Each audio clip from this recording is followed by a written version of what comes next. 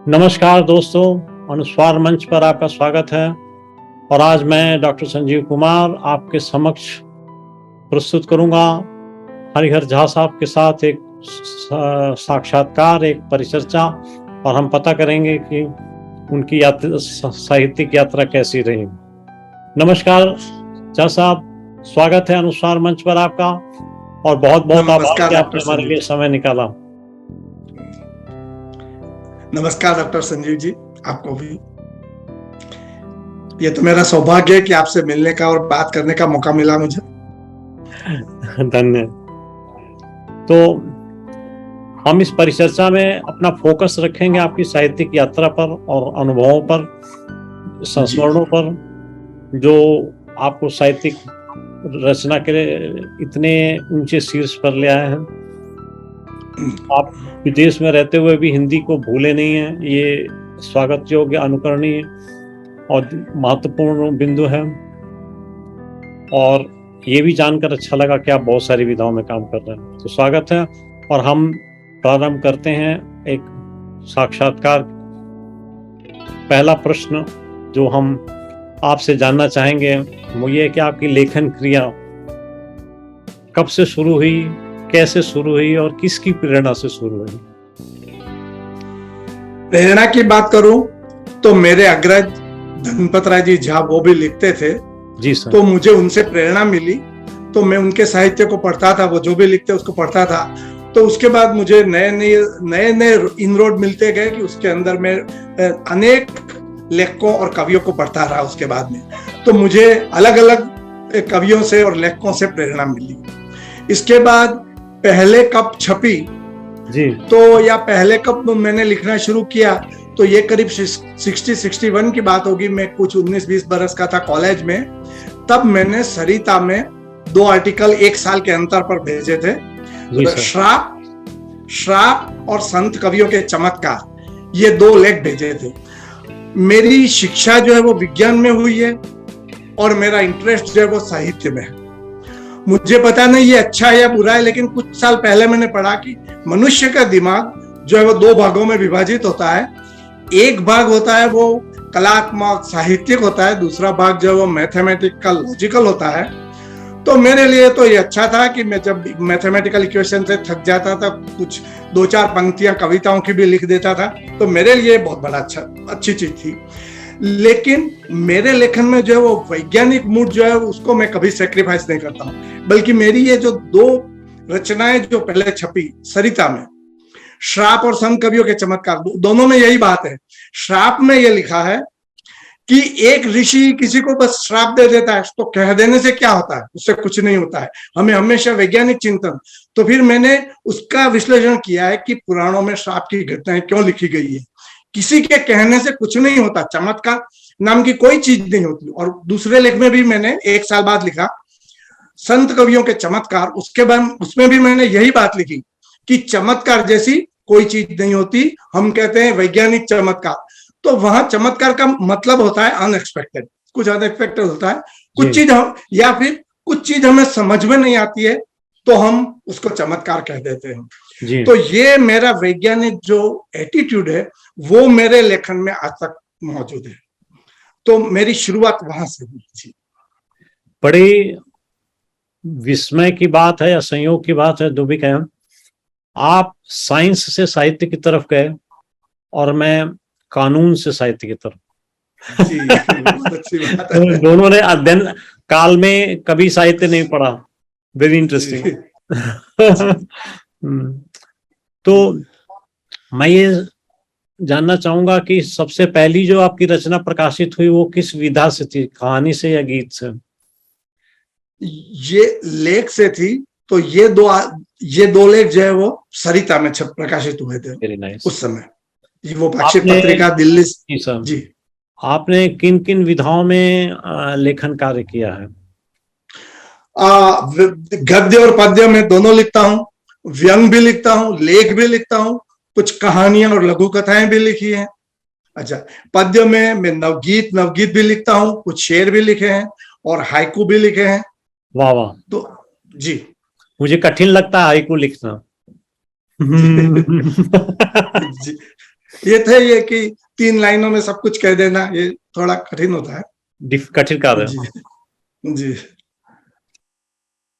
तो सारी विधाओं में अगर आपसे मैं ये कहूं कि किस विधा को आप सबसे प्रिय मानते हैं अपने लेखन में? नवगीत, गीत नवगीत। और नवगीत, इसको मैं वाह। सबसे अधिक प्रिय मानता हूँ, वो मुझे बहुत प्रिय है। जी। क्या मैं आपसे अनुरोध कर सकता हूँ कि आप कोई नवगीत अगर याद हो या आपके पास किताब हो तो उसमें से हमें और हमारे दर्शकों को सुनाएं? जी, मैं जस्ट ये ले लेता हूँ। ये दुल्हन सी सजीली में प्रकाशित है। जी अब ये इस कविता में भी थोड़ा वैज्ञानिक आउटलुक जो है वो इसमें हो जी जाएगा। जी। और इस कविता का शीर्षक है जीवन नाच रहा है छम छम। जीवन नाच रहा है छम छम। वाह वाह। जीवन नाच रहा है छम छम। इसमें ये झांकी भी आ जाएगी कि जीव का विकास, इवोल्यूशन कैसे हुआ, ये बात भी ओ, इसमें आ जाएगी। ये तो बड़ी गूढ़ रहस्य वाली है। जी। जी जीवन नाच रहा है छम छम, मीठे पानी की तलाश में बिजली की बोराई सरगम। मीठे पानी की तलाश में बिजली की बोराई सरगम, कली का नृत्य मधुर देखा तो किरण चल पड़ी घाटी दुर्गम। कली का नृत्य मधुर देखा तो किरण चल पड़ी घाटी दुर्गम। थी यंत्रमय एकाकी सृष्टि, ये इवोल्यूशन की बात है। थी यंत्रमय एकाकी सृष्टि, जीवन का जब मिले न ईंधन, स्नेह विभाजित रेशों में था पर नैनों में अचूक बंधन। स्नेह कीट, ओरिजिनल वन सेल, स्नेह विभाजित रेशों में था पर नैनों में अचूक बंधन। आकर्षण से प्रेम हुआ, संचार ने दिया सुर का उद्गम। संचार ने दिया सुर का उद्गम। जी। झिंगुर बोले भारी वर्षा, चेतन की गरिमा में हस्ती, नजर घास के हर तिनके पर निहारिका ने पाली चुस्ती। कीट पतंग तारों में झांके, आभा सुंदर दृश्य व्यंगम। और अब अंतिम है। जी। सुनसान हाय ग्रह उपग्रह, वसुंधरा किस वर के नाते। पूरी दुनिया में तो कहीं जीव है नहीं। जी। सुनसान हाय ग्रह उपग्रह, वसुंधरा किस वर के नाते। डायनासोर गए तो दिखे, बौने प्राणी कहीं उभरते। डायनासोर गए तो दिखे, बौने प्राणी कहीं उभरते। उत्थान पतन में झांक रहा, जीवन नाच रहा है छम छम। छम छम। वाह वाह। आपने डायनासोर के बाद जो कही, तो भविष्य पुराण अगर देखें तो जी जी उसमें कलयुग के अंत में ऐसा संकेत दिया है कि लोगों की जी लंबाई 6 इंच तक रह जाएगी। जी पता नहीं। जी जी। तो नवगीत आपको जब सबसे अधिक पसंद है तो प्रश्न उठता है कि आपका कौन सा कलेक्शन आया नवगीत में, या कौन कौन से प्रकाशित ग्रंथ हैं आपके, उनका उल्लेख कर सकेंगे क्या? जी, नवगीत पहला पहला मेरा जो था वो भीग गया मन। तो भीग गया मन में सब तरह के गीत, नवगीत भी है लेकिन आतुकान कविता और सब तरह के हैं। जी। लेकिन उसके बाद मेरा दूसरा जो आया वो फुसफुसाते वृक्ष कान में, तो ये पूरा नवगीत संग्रह है। उसके बाद आया दुल्हन सी सजीली, तो दुल्हन सी सजीली में भी नवगीत है। हाँ। एक मैंने इंग्लिश में निकाली, एग्नी चांस माय हार्ट, तो वो तो इंग्लिश में सोनेट और मतलब हर तरह की उसमें है, तो वो अंग्रेजी का अलग। लेकिन ये जो लास्ट में मैं जो 2 कविता बोला उसमें सब नवगीत ही है। अरे वाह। वैसे मैं गद्य नहीं लिख पाया, मेरी भी पसंदीदा विधा कविता रही। तो अच्छा। जो गद्य लिख लेता है उसको मैं बहुत बड़ा समझता हूँ, बड़ा काम कर जी लिया। और आपने तो जी कई बताइए। विधाओं में काम किया है। आपकी, मुझे याद आ रहा है कि आपकी एक रचना 251 अंतरराष्ट्रीय व्यंग्यकारों जी में है ना, जी तभी अपनी जी पहली जी बात बताओ हुई। आपके। जी वो आपका ही प्रकाशन है। जी। जी तो दुखी होने का नाटक उसमें। हमें जी, जो व्यंग लिखा। 251 वाली किताब भेजी थी जी वो जी, मुझे मिल गई। आपके ऑस्ट्रेलिया में कितने लोगों ने देखी होगी? इसका तो मुझे पता नहीं, क्योंकि हर व्यक्ति अपने आइलैंड में है, और फिर हम व्यंग व्यंग के बारे में बातचीत भी नहीं होती। साहित्य संध्या में आते हैं, बस कविता बोल जाते हैं, गद्य की तो कोई बात ही नहीं होती। तो हाँ, इसलिए दूसरे लोगों के बारे में मुझे पता नहीं तो आपकी अगली किताब हमारे इंडिया नेट बुक्स को कब मिलेगी? है। देखिए, जब आप चाहें। कल भेज दीजिए, आज भेज दीजिए। नहीं, हमारे दो प्रकाशन कंपनियां हैं। एक तो अच्छा। इंडिया में है, India net books private limited के नाम से, और जी दूसरी है इंडिया नेट बुक्स एलएलसी के नाम से यूएसए में। और जी मैं, जी, मुझे ये इसका पता चला था, या अच्छा, यूएसए में भी है आपकी। जी, हम्म, तो हम्म। हम तकरीबन 18 देशों में लेखों के प्रकाशन कर चुके हैं कृतियों का। और हम जी, चाहेंगे कि ऑस्ट्रेलिया से भी शुरुआत हो, और हरिहर झा साहब भी पहली शुरुआत करें तो बहुत जरूर, अच्छा। और अवश्य। साथ ही अपने मित्रों को भी आप कह सकते हैं, जी उनको जी, अवश्य। बेटर हम्म। सेटिस्फेक्शन मिलेगा।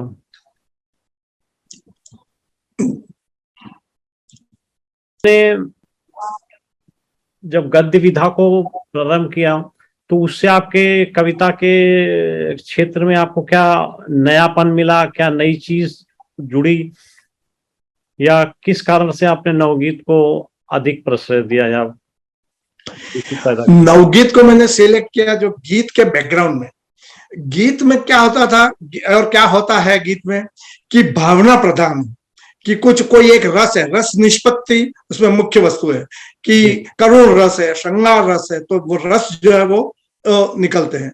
उसमें सामाजिक समस्याओं के बारे में कुछ खास बात नहीं होती है, और भाषा उसकी बड़ी ट्रेडिशनल होती है। उसके मुकाबले में नवगीत के अंदर जो है वो भाषा भी, किसी भाषा, आप किसी भी उर्दू अंग्रेजी कोई भी शब्द ले सकते हैं, क्योंकि साहित्य समाज का दर्पण है। आज जो भाषा, बराबर। जो शब्द इस्तेमाल किए जाते हैं वो इस्तेमाल होने चाहिए। तो भाषा, फिर नए नए प्रतीक। अच्छा, आज के युग की समस्या क्या है, वो जी, जो है वो भी हम जो नवगीत में बतला सकते हैं, कि आज एक रिक्शे वाले की बेटी क्या सोचती है, या एक साधारण मजदूर क्या सोचता है, तो ये भी हम बता सकते हैं। तो इसलिए मुझे नवगीत ज्यादा अच्छे लगते हैं। गद्य लेखन में, कहानियों में या व्यंग में कैसे आप डिसाइड करते हैं कि इस कहानी को हम सामान्य तौर पर लिखेंगे और इस कहानी को हम व्यंग के तौर पर लिखेंगे? ये विषय पर आधार करता है कि उसके भीतर अगर कोई व्यंग छुपा हुआ है तो व्यंग ही लिखना बेटर है। लेकिन कभी कभी जो है वो, जो कहानी का जो मुख्य प्लॉट है उसमें व्यंग नहीं है, उसमें और कुछ दूसरी चीजें हैं, तो फिर वो उसे उसको कहानी के रूप में लिखना ठीक रहता है, ऐसा मैं मानता हूँ। व्यंग में आपने किन किन विषय वस्तुओं को अभी तक जोड़ा? कुछ बहुत ज्यादा तो नहीं, लेकिन हाँ, मैं जो भी देखता हूँ कि भाई समाज की स्थितियों को लेता हूँ। और जैसे कि मैंने वो जो दुखी होने का नाटक, तो ये मैंने लिखा था व्यंग। तो ये कि मैंने यहाँ पर देखा कि कुछ लोग कहते हैं कि अरे हम तो यहाँ पे बड़े दुखी हो गए। अब ये भी एक टॉपिक है कि हम बड़े दुखी हो गए, उनको कभी वापस इंडिया जाना नहीं है, कुछ नहीं करना है, लेकिन हम यहाँ आकर बड़े दुखी हो गए। तो अगर आप दुखी हो हैं तो आपको इंडिया वापस जाने से कौन रोक रहा है? कोई नहीं रोक रहा है। तो ये जो नकलीपन जहां भी दिखता है, वो व्यंग विधा वहां पर अच्छी रहती है।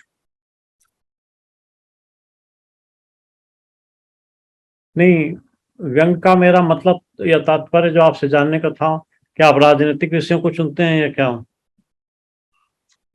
राजनीतिक विषय मैंने अधिक नहीं लिए, और एक्चुअली मेरी कविताओं में भी व्यंग आ जाता है।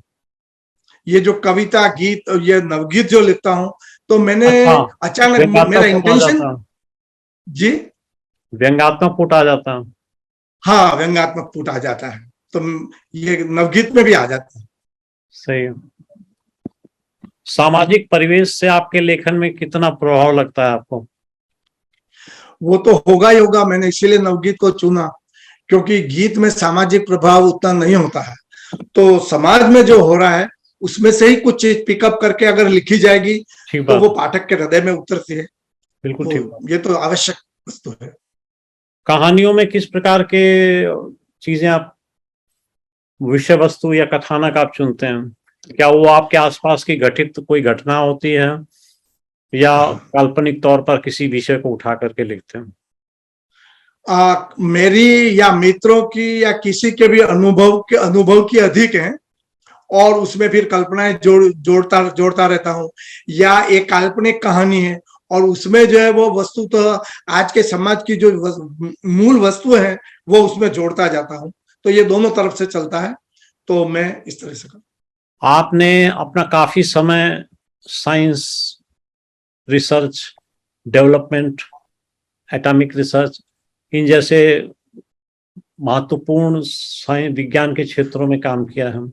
तो आपके लेखन पर आपकी इस बैकग्राउंड का कहानी में या व्यंग में या नवगीत में कितना रहता है? बिल्कुल, बहुत रहता है, बहुत ही रहता है। जैसे कि इवोल्यूशन या बायोलॉजी तो मेरा सब्जेक्ट नहीं है, लेकिन विज्ञान में रुचि होने के कारण मैं वो भी पढ़ता हूँ, तो उसका भी असर आ जाता है। जी। दूसरा दूसरा कुछ लोग जो ऐसी कविताएं भी लिख देते हैं जैसे कि जनसंख्या बढ़ाना अच्छी चीज है। अब मैं ऐसी, हाँ, ऐसे लोग कविताएं लिख लेते, पता नहीं कैसे लिख पाते।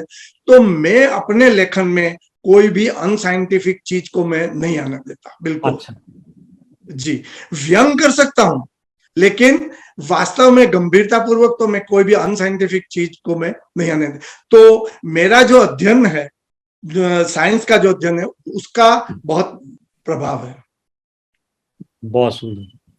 जी। आपके रचनाओं में जो विभिन्न पात्र आते हैं वो कुछ वास्तविक होते हैं, कुछ कल्चर्ड होते हैं, और उनके रोल अलग अलग होते हैं। लेकिन कई बार ऐसा होता है कि जब हम कोई रचना करते हैं तो उसका कोई पात्र हमारे जुबान पर चिपक जाता है, जी। हमारे जेहन में चिपक जाता है, और हम उसे अपने एक बहुत महत्वपूर्ण क्रिएटिविटी या कृतित्व मानते हैं या कृति मानते हैं हम।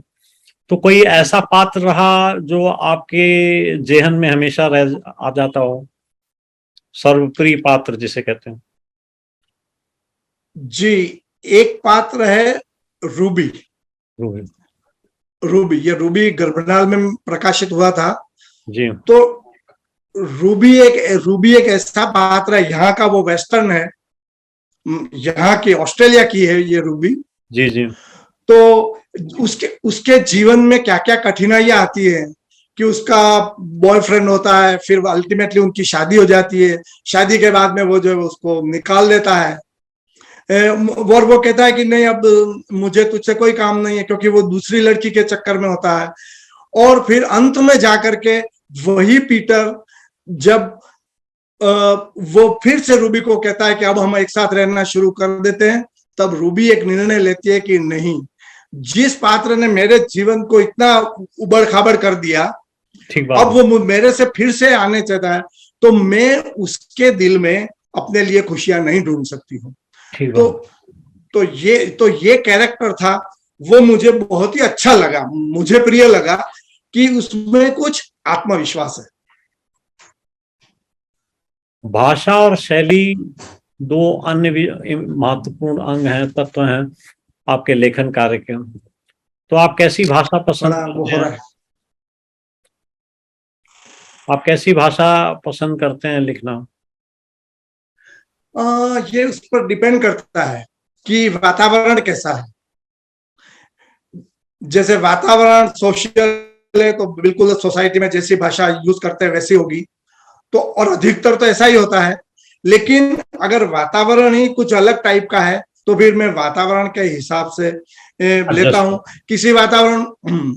किसी वातावरण में जो वो अंग्रेजी के शब्द ज्यादा लिए जाते हैं, किसी में उर्दू के ज्यादा लिए जाते हैं। तो जिस प्रकार का वातावरण होता है मैं उस प्रकार के शब्द लेता हूँ। बहुत सुंदर। आपने पिछले कुछ समय में देखा होगा कि लेखन कार्य सोशल मीडिया के थ्रू बहुत तेजी से आगे बढ़ा है, लेकिन जी। ऐसा कहते हैं कि कूड़ा कचरा भी बढ़ गया है। तो जी। आपको क्या लगता है कि इस इतने सारे लेखन कार्य के साथ पाठकों का जुड़ाव कम क्यों है? और आपके इलाके में, यानी आप जहाँ रह रहे हैं, जिस देश में, वहां पर साहित्य के प्रति लोगों की कैसी अभिरुचि है? यहाँ पर अधिकतर लोग जो है वो कविता वगैरह, साहित्य संध्या या ऐसी कविताओं में जरूर रुचि लेते हैं। और जगह पर देखा कुछ बहुत सिलेक्टेड लोग हैं जो कि अच्छा पढ़ते भी हैं, जो बहुत और उनका अध्ययन होता है। तो ये अध्ययन करने वाले बहुत ही कम लोग होते हैं और जनरल ऐसे इंटरेस्ट लेने वाले अधिक होते हैं। ओके। सोशल मीडिया के साथ साथ जो डिजिटल ईरा सामने आई है, बहुत सारे डिजिटल फॉर्मेट सामने आए हैं, तो उस भविष्य में या उस आगे के विकास में, डिजिटल डेवलपमेंट में, आप साहित्य को कैसे आंकना चाहेंगे? कैसे आप कहेंगे कि क्या भविष्य होगा इसका? जी, भविष्य बहुत अच्छा है और मुझे बहुत अच्छा भविष्य, और मैं इसको एनालॉजी की भाषा में बताऊंगा कि पुराने जमाने में हर घर में घोड़े हुआ करते थे, क्योंकि कम्युनिकेशन के लिए कुछ था ही नहीं। जी। अब हर व्यक्ति जो है वो घोड़े के ऊपर जा रहा है जी। और उसके बाद में जब ये ऑटो रिक्शा वगैरह ये सब आ गए, तो घोड़े वाले सोचते थे कि हाँ भाई अब हमारा क्या होगा, भाई हम बेरोजगार हो जाएंगे। जी। लेकिन अब तो ऐसा नहीं होता है कि कम्युनिकेशन जब बढ़ता है तो लोगों को अपना काम करने का धंधा बदलना पड़ता है। जैसे कि ऑटो रिक्शा वालों ने या बस वालों ने और दूसरे धंधे वालों ने अपने तौर तरीके बदल दिए। इस एनोलॉजी की एक चीज यहाँ पर फिट नहीं होती है कि जो प्रकाशन सामग्री है वो इतनी पुरानी तो है नहीं कि घोड़ा अब आउटडेटेड हो गया, कम्युनिकेशन के लिए आउटडेटेड हो गया। तो ये फर्क है कि प्रकाशन का जो है वो ये इतना आउटडेटेड कभी भी नहीं होगा, लोगों का प्रकाशन फिर भी चलता रहेगा, लेकिन इसके साथ डिजिटल जो है वो पैरेलल में चलेगा। तो अब प्रकाशक को ये सोचना चाहिए कि इस बदलते हुए मार्केट में हम कैसे करेंगे। हमें यह भी देखना होगा कि अंग्रेजी साहित्य में क्या होता है, अमेरिका में क्या होता है, इंग्लैंड में क्या होता है। और अंग्रेजी साहित्य में भी डिजिटल और ये दोनों चलते हैं, किताब और डिजिटल दोनों चलते हैं। जी। तो फिर वो किस तरह से क्या करते हैं, मतलब कम से कम अभी तो रास्ता है, वो क्या करते हैं ये देख करके तो कर ही सकते हैं। जैसे कि उनके लिए ये समस्या थी कि रास्ता बनाना है, हमें रास्ता बनाना भी है और दूसरों को देखना भी है कि वो क्या करते हैं। तो दोनों का मेल जोल करके प्रकाशकों को, पाठकों को जो है वो इस तरीके से आगे बढ़ना है। दो प्रकार के प्रश्न प्रवासी भारतीय साहित्यकारों के लिए खड़े होते हैं। पहला ये, आपकी नजर में प्रवासी भारतीय अधिकांश भारतीय परिवेश से उठा करके कहानियां लिखने की प्रैक्टिस रखते हैं, जबकि एक प्रकार से अगर सोचा जाए तो प्रवासी भारतीय हिंदी को वहां ले जाने में और वहां के साहित्य को हिंदी में यहाँ ले आने में महत्वपूर्ण होने चाहिए, लेकिन ऐसा नहीं लगता।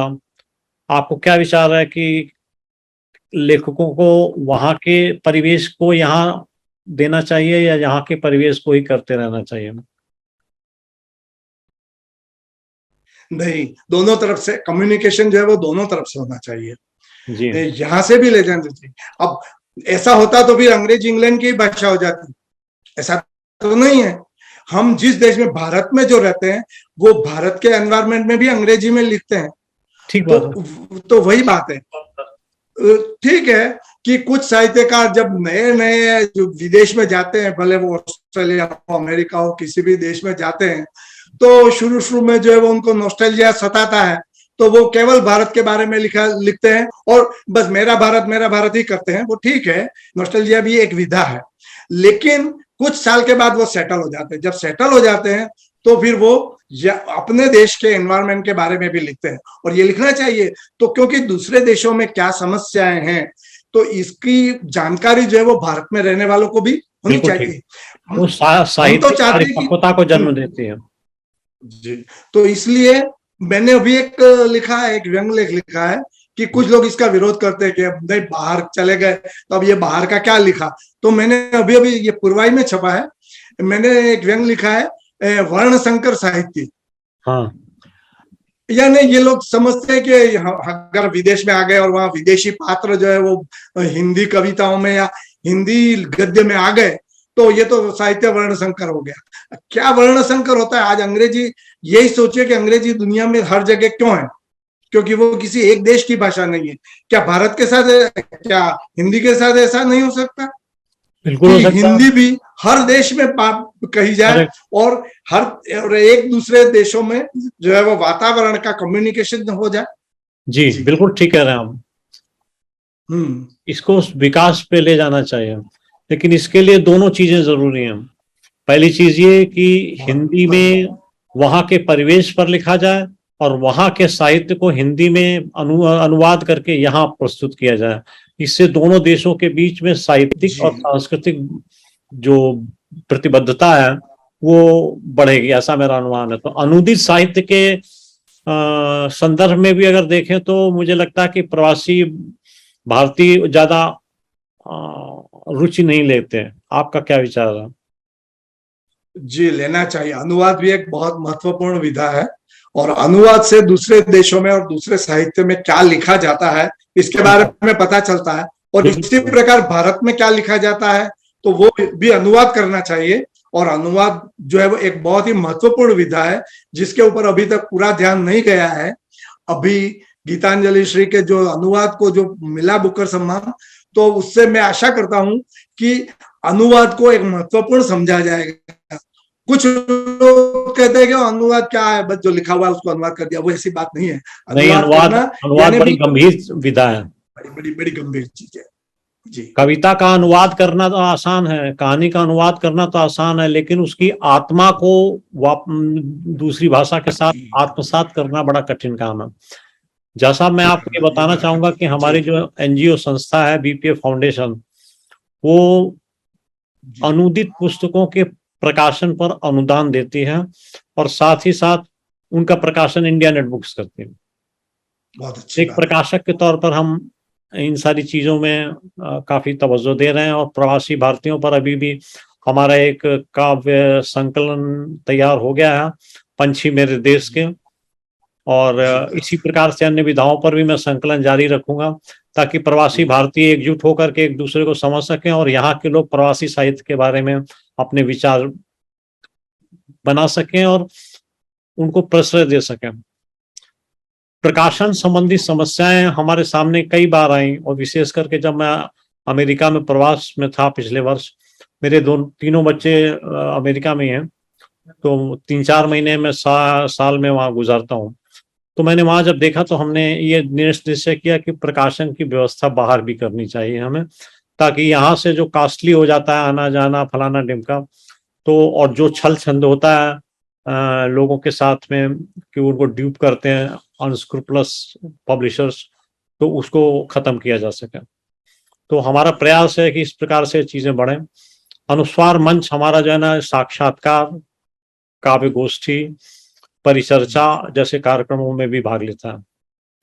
और एक चीज ये भी बताना चाहूंगा कि हमारे इंडिया नेट बुक्स जो है बाल रचनाकारों को बड़ा प्रोत्साहन देती हैं।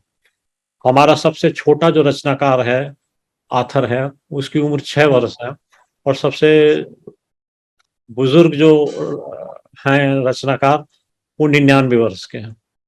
अच्छा, बहुत अच्छी और डॉक्टर रामदास। बहुत बढ़िया। तो क्या बात है।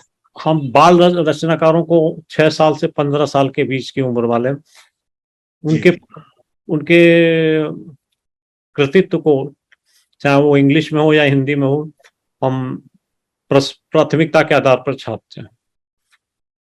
ठीक है ना जी। तो आपका क्या विचार है कि बाल साहित्य हिंदी में कितनी गंभीरता के साथ लिखा जा रहा है और उसकी उपयोग है?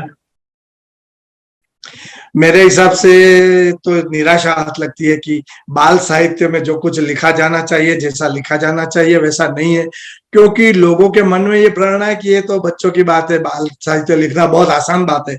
ऐसा नहीं है, बाल साहित्य लिखना भी बड़ी मुश्किल बात है और इसके ऊपर अच्छी तरह से ध्यान देना चाहिए कि बच्चों की क्या जरूरत है और उस जरूरत के हिसाब से लिखना, ये बहुत ही महत्वपूर्ण बात है। इस संबंध में क्या आप कुछ ऐसे क्षेत्र बता सकते हैं जिनमें आपको लगता है कि बाल साहित्य लिखा जाना चाहिए? जैसे मैं यहाँ पर हूं, तो ये यहाँ पर मैं देखता हूँ कि पाठ्य पुस्तकों में भी ऐसी ऐसी चीजें होती है कि जो कि पुराने समय में काम में आती थी। भारत में भी अब शायद वो काम में नहीं आती होंगी। ऐसी ऐसी चीजें, यानी हम कहते हैं कि कॉमन कमल, तो उसमें ऐसी ऐसी चीजें काम में, ऐसी ऐसी चीजें बताई जाती है। यानी यहाँ विदेश में बच्चों का माइंडसेट किस प्रकार से होता है उसके बारे में सोचा ही नहीं जाता।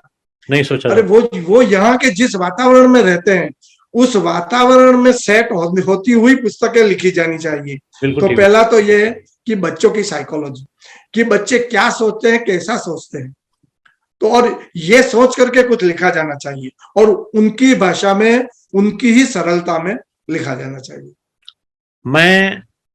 मेरी विचार में है कि जैसे ही मैंने अपना प्रवासी काव्य संकलन समाप्त होता है, मतलब आईमीन से कि प्रकाशित हो जाता है, तो मैं बाल साहित्य पर एक संकलन छापने की सोच रहा हूँ, तैयार करने की सोच रहा हूँ। बहुत अच्छी बात है। मैं जरा कोई आवाज तो नहीं आती है, मैं इसको बंद करते हूँ जी। तो मैं ये सोच रहा हूँ कि बाल साहित्य का संकलन भी किया जाए। आप तो हमारे प्रवासी संगमन ग्रुप के सदस्य भी हैं, तो बाल साहित्य पर कुछ काम करने का मन है। अच्छी बात है, बहुत अच्छा, बहुत बढ़िया। जो बाल साहित्य लिख रहे हैं प्रवासी भारतीय, उनके साहित्य को बाल कथाओं के रूप में मैं चाहता हूं कि इकट्ठा किया जाए। तो आपके सहयोग की कामना रहेगी। ऑस्ट्रेलिया अवश्य देखेंगे अवश्य। और फिर अलग अलग उम्र के बच्चों के होते हैं, जैसे कि एक उम्र के बच्चों के लिए ईदगाह भी बहुत बढ़िया स्टोरी है। कम उम्र का है तो वो फूल तितली, उनके लिए वो चाहिए। लेकिन हाँ, तो अलग अलग उम्र, जैसे 5 से 12 या 12 से 18, तो इन उम्र के लिए वैसा साहित्य लिखा जाना चाहिए, कम उम्र वालों के लिए वैसा लिखा जाना चाहिए। अभी हमने लोक कथाओं में से बाल साहित्य या बाल कथाएं एकत्र की, संकलित की, तो उसको आपकी जो सुझाव है उसके आधार पर हमने क्या किया कि बाल कथाएं, प्रेरक बाल कथाएं मैंने अलग छापी, और किशोर कथाएं नाम से हमने एक नया सेगमेंट इंट्रोड्यूस किया है। क्योंकि थोड़े बड़े 12 से 18 के बीच के जो बच्चे हैं, उनकी पढ़ाई, उनकी जरूरत, उनकी समझ, उनको मनोरंजन जो चाहिए वो अलग चाहिए, और जबकि 6 से 12 के बीच में अलग चाहिए। तो हमने ये डिवीजन कर दिया है। तो मुझे बहुत अच्छा लगा जब आपने ये सुझाव दिया कि उम्र के मुताबिक कंटेंट मिलना चाहिए बच्चों को, तो वो पढ़ने में रुचि भी होगी। हिंदी इतनी सशक्त भाषा बन चुकी है, विदेशों में भी कई यूनिवर्सिटीज में आपको चेयर मिल जाएगी या विभाग मिल जाएगा जो किसी न किसी प्रकार से हिंदी पर काम कर रहा है। लेकिन पाठकों में उतनी जुड़ाव नहीं आ रही है। आपको क्या लगता है इसका कारण? एक तो ये कि दूसरे एंटरटेनमेंट के साधन इतने आजकल मिल गए, जैसे सिनेमा है, ओटीटी है, कि लोग जो है अपना थोड़ा रुचि कम होने लगी है। लेकिन हमें उनको उनकी जरूरत के हिसाब से साहित्य देना पड़ेगा हर पाठकों को। तो अगर हम ऐसा करेंगे तो जो है वो साहित्य में पुनरुत्थान होगा। पाठकों के लिए आप क्या संदेश देना चाहेंगे? जी, यही कि पठन, जो पढ़ने और पढ़ाने की जो प्रवृत्ति है, वो ऐसा, कुछ लोग सोचते हैं कि ये तो बस बेकार की चीज है और टाइम वेस्ट की चीज है, और ऐसा नहीं है। पढ़ते पढ़ते व्यक्ति के दिमाग में वो बीज आ जाते हैं कि व्यक्ति सोच भी नहीं सकता। आज अगर हम कुछ पढ़ते हैं, कुछ थोड़ा वैज्ञानिक या थोड़ा वो और बाल कथाएं पढ़ते हैं, उसका हमारे जीवन पर क्या प्रभाव पड़ता है ये भी हम सोच भी नहीं सकते। तो मैं सोचता हूं कि हर व्यक्ति को पढ़ने के लिए कुछ न कुछ समय बिताना चाहिए। मैं इस बात से बिल्कुल सहमत हूं। किसी ने कहा है कि a room without a book is a body without soul. यानी अगर आपके पास कोई किताबें नहीं है, अगर आपको अपनी घर में कुछ लाइब्रेरी नहीं है, तो फिर व्यर्थ है, आपका जीना भी व्यर्थ है। क्योंकि आप वो सटल, वो जो सूक्ष्म चीजें जो पुस्तकों में होती है उनको आप ग्रहण नहीं करते तो सब बेकार है। एक बात मुझे ध्यान आ गई आपके इस कथन पर, मैं सप्लीमेंट करना चाहूंगा। किसी भी व्यक्ति के तीन पक्ष होते हैं, एक दैहिक पक्ष, दूसरा भावनात्मक पक्ष और तीसरा मेधात्मक पक्ष। तो हम क्या करते हैं, अपनी सारी की सारी ऊर्जा दैहात्मक यानी फिजिकल पे लगा देते हैं, जबकि जरूरत इस बात की कि आपका इंटेलेक्चुअल यानी मेधात्मक जो पक्ष है वो, और इमोशनल जो भावनात्मक पक्ष है वो, उसको भी संतुलित रखना चाहिए। तो मुझे लगता है कि अगर तीन पक्ष हैं तो कम से कम 33 रहे या 30-40 रहे तो ठीक है। लेकिन जब अगर हम इंटेलेक्चुअल और इमोशनल एरिया को टोटली हटा देंगे और उसे किसी सीमित धरातल पर ही रखेंगे तो उससे अस्तित्व में जो सुधार होना चाहिए, अस्तित्व में का जो विकास होना चाहिए, व्यक्तित्व का जो विकास होना चाहिए, वो मेरे को लगता है कि रुक जाता है। तो आपने जो कहा कि पढ़ना जरूरी है, मुझे लगता है कि पढ़ना जरूरी है, चाहे 5 मिनट के लिए पढ़ूं। और अंत में आपसे ये जानना चाहूंगा कि लेखन कार्य के अलावा आपकी कौन सी अभिरुचियां हैं? मेरे संगीत, हाँ, एक तो है संगीत की जी कि भले मैं अच्छा नहीं गा पाता हूँ लेकिन जो भी है मतलब संगीत। इस शतरंज में की में मुझे बहुत रुचि थी, वाह वाह लेकिन वाह। अब आजकल शतरंज के लिए समय नहीं मिल पाता जी। लेकिन संगीत पर तो आज भी मैं टिका हुआ हूँ कि मतलब थोड़ा आनंद आता है संगीत। और वैज्ञानिक, पुस्तकें, जी सॉरी, वैज्ञानिक क्षेत्र में इतना समय बिताने के बाद कोई ऐसे संस्मरण नहीं लिखे आपने जो आपकी किन्हीं किन्हीं शोध के आधार पर, टेक्निकल नहीं, जनरल संस्मरण के तौर पर? आ, संस्मरण तो जो नहीं, मैंने अधिक नहीं लिखे। ठीक है, कहीं पर यात्रा कर दी और यात्रा के ऊपर संस्मरण लिखा, बस ऐसा ही था। जब बीआरसी में था तो पूरे टेक्निकल पेपर ही लिखता था या रिपोर्ट या इस तरह टेक्निकल पेपर लिखा करता था। तो विज्ञान का साहित्य में लेखों में प्रभाव जरूर मिलेगा, लेकिन अब जैसे आर्टिफिशियल, जैसे गर्भनाल में अभी आर्टिफिशियल इंटेलिजेंस पर मैंने आर्टिकल लिखा, तो वो पूरा पूरा वैज्ञानिक चीज है और लोगों को तो किस तरह से वो प्रस्तुत पेपर किया कहीं जाए कि छपा लोगों है? को समझ में आ जाए। वो पेपर जी कहीं जी छपा है? जी, गर्भनाल के अमुक अंक है, मतलब उसमें तो गर्भनाल में छपा मैं है। समझ गया। अगर ऐसी ही कोई और रचना आपकी हो तो हाँ जी, हमारे अनुस्वार के लिए अवश्य भेजें। अवश्य अवश्य जी। अनुस्वार पे हम सब बड़े विविधता पूर्ण लेखों को छापने की कोशिश करते हैं। और जी आपने तो पीडीएफ भेजी तो आपने देखा होगा, उसमें कुछ सुझाव भी आप दे सकते हैं अगर कुछ चीज समझें, क्योंकि जी जी हमारी तो शुरुआत है, अभी तो जी पब्लिकेशन का या मैगजीन के जी एडिटिंग का पहला अक्षर जान रहे हैं। तो जी आप लोगों जी के सुझाव उसे सशक्त बनाएंगे। अवश्य जी। तो इन्हीं चीजों के साथ एक आखिरी उद्बोधन नव, नव, नवीन जो लेखक हैं या उदीयमान जो लेखक हैं उनके लिए मैं चाहूंगा कि आप अपने अनुभव के आधार पर कोई सुझाव देना चाहें तो। सुझाव तो यही कि लिखने के लिए एक तो पढ़ना बहुत जरूरी है। जी हम अलग अलग लेखकों को पढ़ेंगे तो हमारे दिमाग में नए नए विचार आएंगे, जी तो उनके लिए एक तो दूसरा ये है कि बहुत से कवि, और ये सच बात भी है कि थोड़ा मेडिटेशन ये वगैरह करने से जो है वो, और प्रकृति के साथ विलय विलय होने से जुड़ाव होगा। कुछ विचार, हाँ जी, कुछ जो है वो विचार हमारे दिमाग में आते हैं। तो जी प्रकृति को बड़े ध्यान पूर्वक देखना या ऐसा मेडिटेशन करना, ये भी जो है वो बहुत ही लाभदायक है। तो ये दो वस्तुएं बहुत जरूरी है। बहुत अच्छा रहा आपके साथ इंटरेक्शन, आपके साथ परिचर्चा, और आपके साहित्यिक पृष्ठभूमि के बारे में लोगों को पता चलेगा और किस प्रकार आप एक वैज्ञानिक होकर के साहित्य में रुचि ले रहे हैं और लगातार लिख रहे हैं। ये लोगों के लिए एक अनुकरणीय विषय होगा। और इसी के साथ हम आपको बहुत बहुत धन्यवाद देंगे, बहुत बहुत आभार आपके प्रति कि आपने समय निकाला, आए और हमसे साहित्यिक चर्चा में भाग लिया।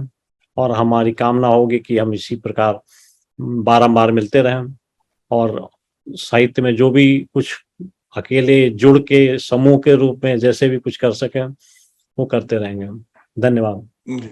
नमस्कार। आपको बहुत बहुत धन्यवाद और आपका आभार। धन्यवाद।